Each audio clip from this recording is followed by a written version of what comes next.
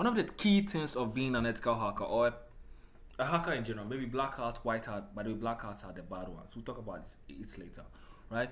The best part, fuck, FTP is around, file transfer protocol is around. I'll explain file transfer protocol later and how we can exploit it, right? So okay, let's get back to detail. Microphone. Great. So now let's read. Okay, listen. Regardless of whatever people talk, cybersecurity is mostly about reading. I understand it's boring, but it's part of the job. Everything is dependent on reading, so you have to read and understand some stuff. All right. So yeah, let's see how many TCP ports are open. So port, the FTP port is open. By the way, let's see. Let me explain something for you.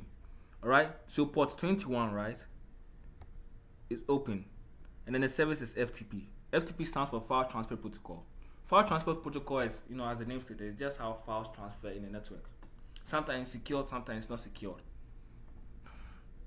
Classic. And most of them, let me tell you, a fun fact though, it's mostly anonymous whatever. That's the password of whatever. Some of them.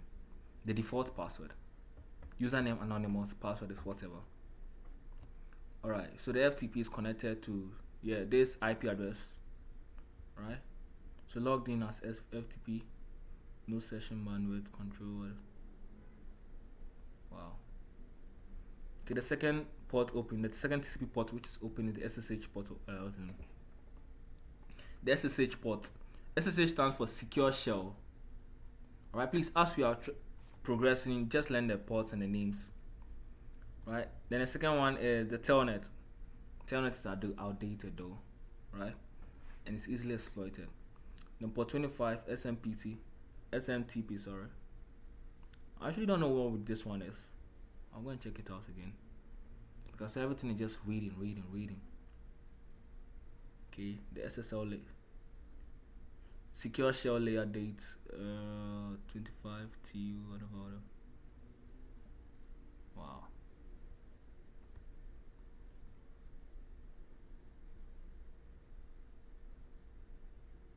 So yeah, so many ports are open on. Wow.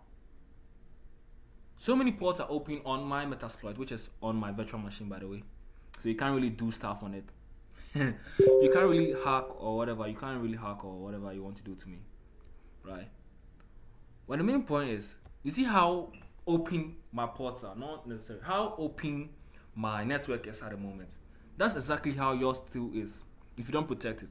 So an experienced hacker can basically just do some magic with the information that the nmap has given to him or her, and just play around with my machine. An experienced hacker will just do some magic, and next thing you know, I'm toast. Right?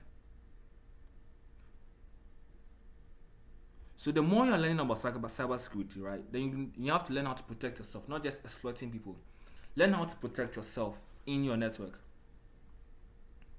So far you can see that so many ports are open. Wow. Great, let's go and copy the IP address. Let me show you something again. Alright. So you copy it, copy selection.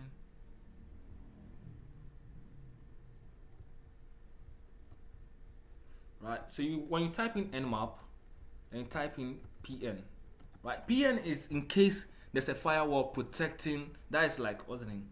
Blocking your connection to the IP address or to whatever network you want to scan. PN helps to bypass the firewall to some extent, right? So PN, then you type in the usual SC for what's the name? Scanning scripts, right? Then you paste the network address again. Paste. It will just do the whole scan all over again, right? But it's not necessary at the moment. But you can see that, wow, I'm really exposed. So if you found this educative, Charlie, as usual, you like and subscribe.